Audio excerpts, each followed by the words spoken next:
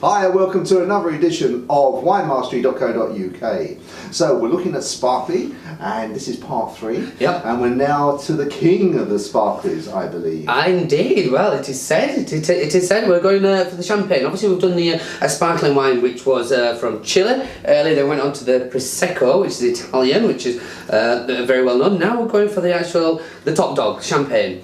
Now, champagne, you know, love it or hate it kind of thing, but we're gonna determine now what we're feeling about it. Yeah. Now, champagne, obviously, to be called champagne, you have to stick to a fair few rules, and one of these is, you know, actually to be made in Champagne, which is just an area in France, basically. You know, and within this area, they produce champagne, but generally, oh, like a master. Perfect, Well perfect. Champagne does tend to be a blend of Chardonnay and Pinot Noir, and sometimes there's the Pinot Meunier, which is very unusual, but not every single time. But actually, you know, Pinot Noir is a red grape. Obviously, Champagne's 9 times out of 10 always white. But Champagne does have a kind of a rocky. Ooh. A rocky woo. Sorry, it is a love-hate thing. A lot of people think that they don't like champagnes, and I can understand why, because, well, it's one of these things. As we discussed earlier in the earlier episode, we were saying how, you know, you can pay £20 for a Prosecco and you're getting the top dog for £20. You're getting a lot of Prosecco for your money. Whereas if you're spending £20 on champagne, you're not generally.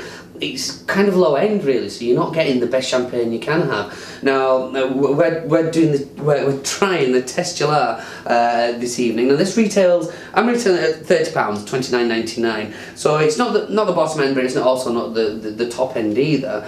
Now I know. A lot of people, the first experience of champagne does tend to be, you know, if you don't know, you're not going to spend 30, 40, 50 pounds on a bottle of champagne. You're just going to go for, you know, the best value there, so which will be 20, 25 quid. And what you do tend to get with those champagnes is they tend to be quite harsh and have that metallic edge about them, which I think everybody can relate to, and some real kind of harsh acidity. And again, that's something I've talked about a few times in the videos, because personally, I don't know if it is my age, it can't possibly be my age. How could it be? I tend to get heartburn quite easily from those champagnes, because they can be very, very acidic. Sometimes, you know, I can touch into my lips and know that's going to happen. However, I think I picked a nice Testula here this evening. Testula. Testula is the name of this champagne house. Okay. So let us. So, do you want my first sniff while you were talking there? Do you immediately came into my mind? Well, weddings. Weddings. Because I think that's the first time when I was a little boy going to wedding reception. Was the first time I'd smelled champagne. Yeah, and just that link. Well, you do that in your mind, don't you? You relate these things together. Yeah. Mm. So I can't get past white dresses now. You better. You're good ladies watching. See, now there are some things which champagne is well known for, and it's an unusual one these days, but something I can't get. So you just said there, like you can't go over there, you know, smell it, the wedding's coming to mind. But for me, and from doing tastings for a long time, it is something to talk about, but not everybody gets it. It smells like toast.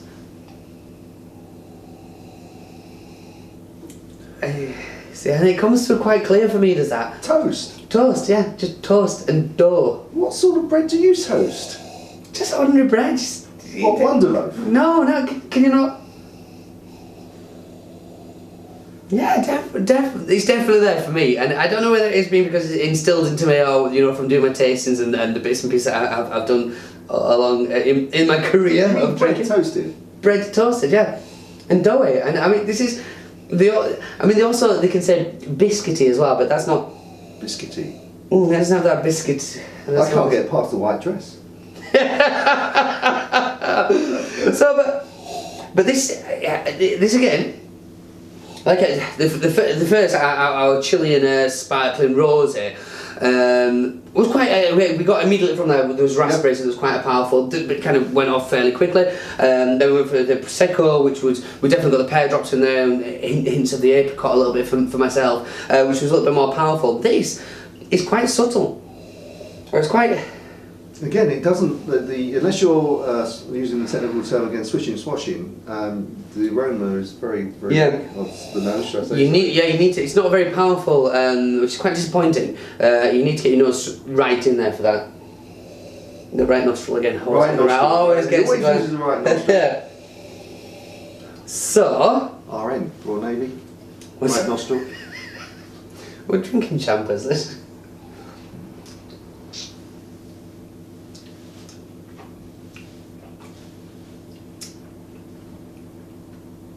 It is more complex. That was actually from the nose there. I thought, oh, it might be a bit disappointing this because I wasn't getting much from there. But the actual flavour is much better. Now again, I'm getting very similar. And so as the yellow apples again, like yellow apple because it has that. It's not offensively dry. No, it's not. It hasn't got that. It's not like immediately. If you'd given this to me blind, I wouldn't know. I think it was very nice. I wouldn't know it was champagne because it doesn't come across as an obvious. I don't know what that taste is, but it doesn't come across as an obvious champagne. I can taste. I know it's champagne, so I can taste that. But blind, I don't think I would. I think it's because you're missing the again what we mentioned earlier, the metallic harshness and that sharp edge, Right. the acidity in there. This does not have the well. You say it's got I enough. buy cheap champagne all the time. No. It does honestly make a difference. I mean, this is not. But that now, like bear in mind when we had the chili and the prosecco. That's still coming through for me. As you say, it's much more complex. Yeah. There's a lot more going on there. Be it Not as many bubbles. no, quite disappointing And on they the are- bubbles. They're there, but they're they not. are smaller. They are Yeah. class. Glass. Class. Glass. But Glass. that, I say there's a lot more in that. There's a lot more depth, and because it doesn't have that harsh acidity, that's quite an easy drinking one, which makes it a bit Yeah, dangerous. worrying. Yeah, because it costs you a lot of money if you drank a lot of this. It would do. One day. One day, I'm sure. One day. Yeah. Winston Churchill used to like a lot of champers. Did he? The Paul Roger, which I will mention the Paul Roger because the Paul Roger is probably it's my favourite by far. I thought that was a nightclub in Batley. Paul Roger? No. You're thinking what was it? I don't think is there a nightclub in Batley? Oh, Frontier. Right. Yeah, that's the one. I've never been. But no, the Paul Roger is probably my favourite champagne of all time. Now that's £45 a bottle, but I Whoa. would say that it's every penny well spent. It is cracking. You know, you can really. So the There's Monday nothing night else. you crack open a bottle of... No, not every Monday. Just most. After I finish with you. But on any occasion, I will happily have a Paul Roger. And, you know, Christmas, New Year, these events. In fact, it was not last year, the year before. Martin bought me a bottle of the Paul Roger. It was a Sir Winston Churchill Cuvée. It retails about £180. I know, hence why I didn't buy it. But I thought to myself, and I was invited, as you are invited out and you go to places, and I thought, oh, I don't really fancy going out. And I thought, well, I'll just get a few friends round and we'll have a few drinks and things. And in the end I thought, well, I don't want to share my Paul Roger. Understandably. So I stayed in on the New Year's Eve just with me and the Paul Roger, and it was probably the best New Year's Eve. It was splendid. But no, Paul Roger is it correct? Not that there's anything wrong with this. I'm actually quite impressed. From smelling that, I thought it's going to be a bit dubious, but no, that's got a lot going on in there. A lot more than even now after not having a sip for a long time. That's still there for me, and yes, that is worth £30. If you were to pick one of those three, what would you go for? Right, bear in mind I've lived in Yorkshire for 30 years. How did I guess? How did I guess?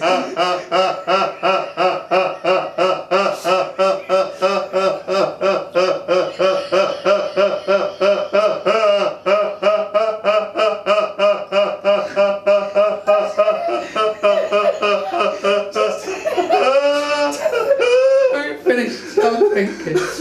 I really apologise for that. So, if you're from Yorkshire, no, I think that your choice is a good one. I You know, it is, and what we're thinking is the difference, you know, because that's a third of the price, really, isn't it? So Yeah, it is. In case you haven't seen part one yet, then yeah, the Chilean rosé was very, very nice. it's spot on. Go and have a look at it. Yeah, you can have 3 bottles of that. Exactly. And that would be a good Valentine's night, wouldn't Yeah, it? very good. I assume. I assume. Yeah. But no, that is. I'm actually quite impressed by the champagne. I think I would, if I was just going for the 1 bottle, you know, and it was like a special occasion. Yeah, I think I would lean towards that and go for that. Okay, so there are a couple of other sparkling wines that we've not tasted because we haven't really got time to go on and on. But the I guess there's Cava from Spain. Yeah. Cava. Is it called Cava? Cava? Yeah, Cava, yeah. And also the sweet wine, which I know that in Italy, which is delectable with you know, their desserts, they have Asti Spumante. Yes, they do. Yeah. So I mean, in terms of Cava, can you give us a quick idea of what's going to be, where that's going to hit between these? Cavas is very similar to the Prosecco, and it's a lot rounder, more of that kind of pear drop, kind of peachy, not quite as acidic kind of flavour. I don't know if it's easier drinking. I'd probably say Cava's got a little bit more depth about it. I've always found Cava much more acidic than Prosecco. Really? Yeah, but it's my personal, the way my body reacts to it. But no, and it also could be the producer as well, because obviously that makes a massive difference. But in general, that I've found, Faustino tends to be a very good one to go for. yeah, Ribena was the one I was trying. It's not right good though. Of course, Asti Spumante, and so that's just so that the process of Asti Spumante is similar, except there's more. Presumably, do you add sugar afterwards, or They do well. They do that anyway. They have the sugar just to, and the yeast to kind of, it's like a secondary fermentation and to Okay. get the bubbles in there. Yeah. But yeah, generally Asti does tend to be a little bit sweeter. I would describe Asti for me as almost like and it sounds bad, almost like a soft drink. You know, I could yeah, no, it is like pop. Yeah, scoff quite a lot of that. yeah, excellent. But no real depth or. I don't want to be audible, but I don't think it's any style. Right. That's horrible, though, isn't What? it? Asti Spumante? Asti, yeah, I don't like Well, it. no, but I think that because they're drinking it with sweet, there's probably not much point in having a lot of depth because No. if you're drinking it with. Well, it's not. It's like most of us. It's horses for costs kind of Yeah, thing. absolutely. Yeah.